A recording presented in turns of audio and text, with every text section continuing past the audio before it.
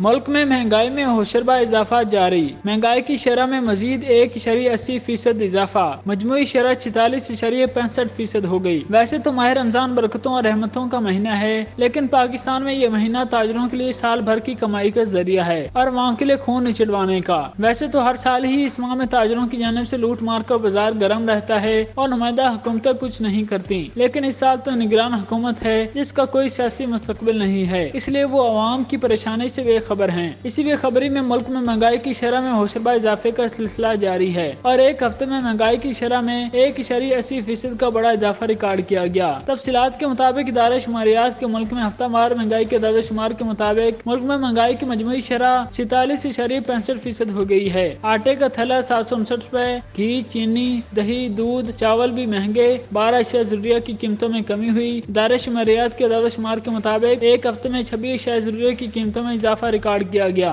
ٹماٹر 41 روپے 85 روپے فی کلو مزید مہنگا ہو کر سنچری مکمل کر گیا، جبکہ آٹے کا تھیلا 759 روپے 12 پیسے مزید مہنگا ہوا اور ملک میں آٹے کا تھیلا اوسطاً 2586 روپے 27 پیسے تک پہنچ گیا۔ کیلے 21 روپے 57 پیسے فی درجن اور چائے کا پیکٹ 34 روپے 37 پیسے مہنگا ہوا، جبکہ مٹن 13 روپے 78 پیسے اور دال ماز 6.5 روپے فی کلو مہنگی ہوئی۔ اس کے علاوہ بیف 6 روپے 31 پیسے فی کلو، 2.5 کلو والا گھی کا ڈبہ 8 روپے 84 پیسے مہنگا ہوا۔ چینی، دہی، دودھ، چاول بھی مہنگے ہوئے۔ ادارہ شماریات کے مطابق ایک ہفتے میں 12 اشیاء ضروریہ کی قیمتوں میں کمی ہوئی۔ چکن 32 روپے 85 پیسے فی کلو، سرخ مرچ کا پیکٹ 5 روپے سستا ہوا، لہسن 4 روپے 59 پیسے اور دال چنا 2 روپے 70 پیسے فی کلو سستی ہوئی۔ اس کے علاوہ دال مونگ، دال مسور، انڈے اور پیاز بھی سستے ہوئے، جبکہ ایک ہفتے میں 13 اشیاء ضروریہ کی قیمتوں میں کوئی رد و بدل نہیں ہوا۔